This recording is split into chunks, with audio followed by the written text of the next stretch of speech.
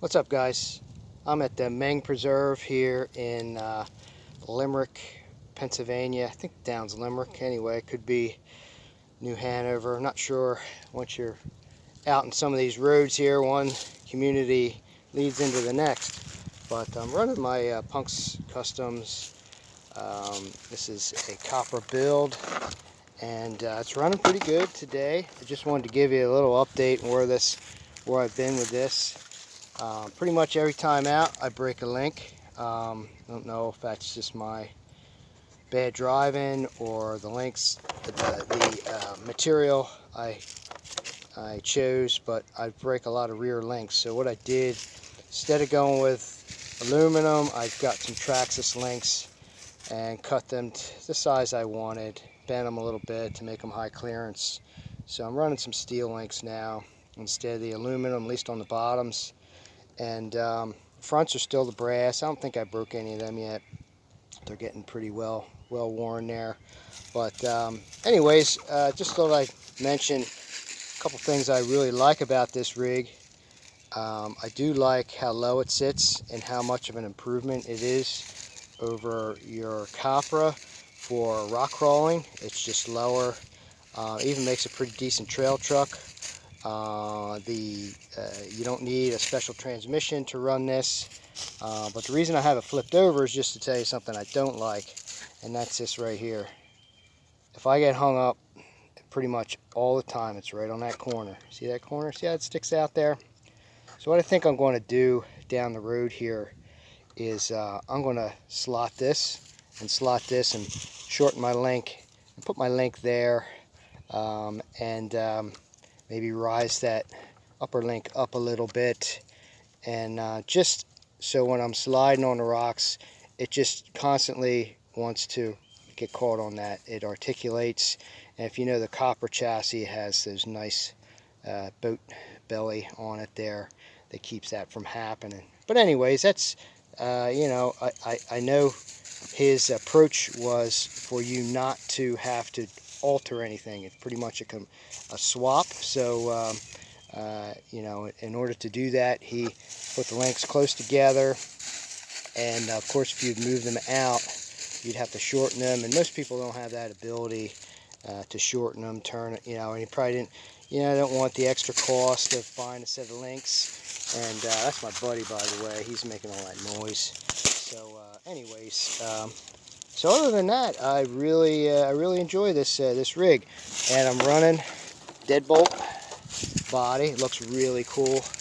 Had some Scout stickers left over. I thought that looked close enough to a Scout, and put those stickers on there, and cut my cage down, make it a little lighter, and moved my light bar, made that into a bumper there up front. I think that looks pretty good.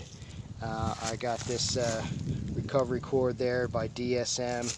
That's pretty cool too, but you know, not really, you know, I don't know how necessary that is, but you know, when you're just out here by yourself. But yeah, if you're with friends and stuff, and want to try to you know, stay in competition, you know, and winch out, it does help. I mean, it will work.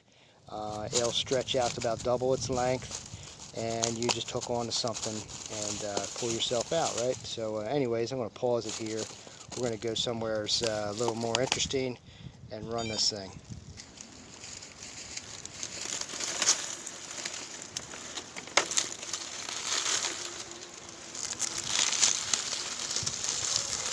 This has the Fusion SE. I believe it's the 1400 kV, so it's a little slower motor, and I think I'm running an 18 tooth pinion, and it seems to be pretty good. I think if you were running the 1800, you could run a little bit smaller, maybe like a 14 or a 12, but since the way the capra is geared, I thought the 14 was pretty decent, 1400, but maybe, you know, maybe if the 18 was available at the same price, I might have went for that, because of the more pinion choices.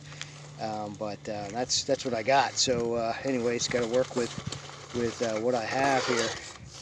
So just doing a little crawling here. I don't have have a whole lot of lines picked out. I do like to crawl on this rock here.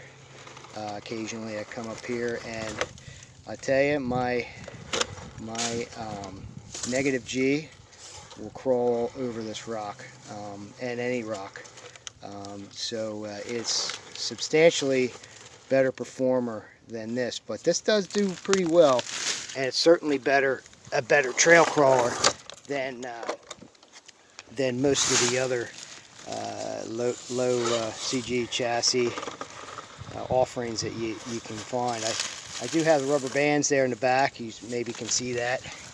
So I had them doubled up, so that will make my spring rate there. I have in the front too. So if you want to make this into a trail crawler, you just take those off, and you're going to be slow crawling, articulating all over the place, right? But it still does pretty good the way we're doing it. I always like this tree here. It's growing out of that rock. It looks so scale, you know. Anyways, let's see if we can get around this tree and stay hooked on the low side, or on the high side. And there you go. And see if we can climb ourselves out of that. And I think it's going to fall my way. No, we made it. There we go. So we'll bring her down and slide it down to me here, and we'll go somewhere else. There.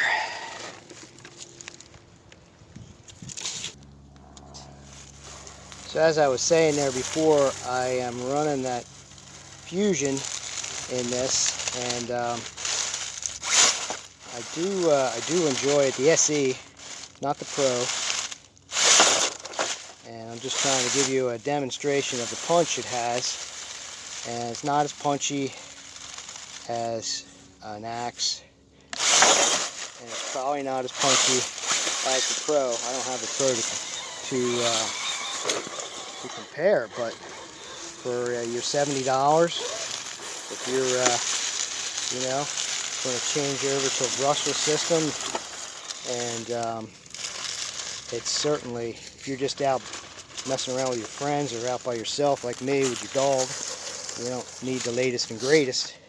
You can save that 80 bucks for maybe some wheels or some tires or something else that will even be a bigger improvement, right? So anyways, it has pretty good punch, you know. I seem to be able to trail crawl with it better. Buddy, come here. Sorry about that. He's over there eating something probably that's dead, and don't want him doing that, right? So yeah, he listens really good, right? He's a good boy. I tell you, nothing like having a dog that listens. So yeah, so we're here at in these rocks here at Meng Preserve. I don't know if you can see back there, but this place is like, it's like a I don't know, 1,500 acre rock crawler course.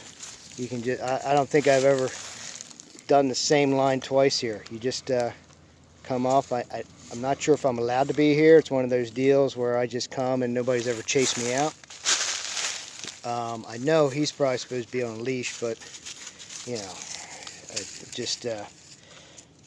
he's not. So, but they would probably give me a hassle about that. But so it's like a preserve, you know. It's not really a park. In a park, you kind of, you know, you're allowed to have fun at a park. Where a preserve, you generally are not. So, anyways, at least that's my loose definition of the difference between a preserve and a park. So yeah, so this is where we're at here at Meng Preserve. Beautiful day today. I have the day off. Just so blessed to be able to be out and have the health and strength to climb up here and jump around these rocks and have a dog that listens. It's just a great day for me, so I'm very thankful for that, and hope you're enjoying your day as well, and getting out there and getting in the air, getting some sun after a long winter, and enjoying yourselves, right? So anyways, that's that's what we plan to do for a little while anyway, and then we got to get some work done, right? So, so we'll climb up and around this rock here a little bit. And I don't know if I can get, I can't see what that crack's all about there. Oh boy, that crack's a little deeper than I thought. So maybe we'll come over here. Maybe we can jump it. Yeah, I think we can jump that.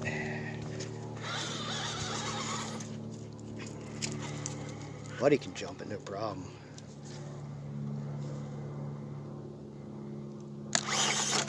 Whoa. Yeah, no recovering from that.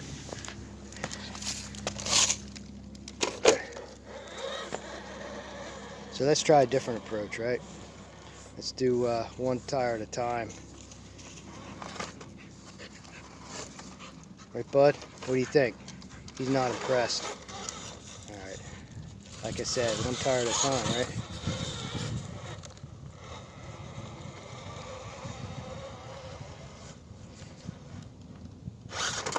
Yeah, that's a little better.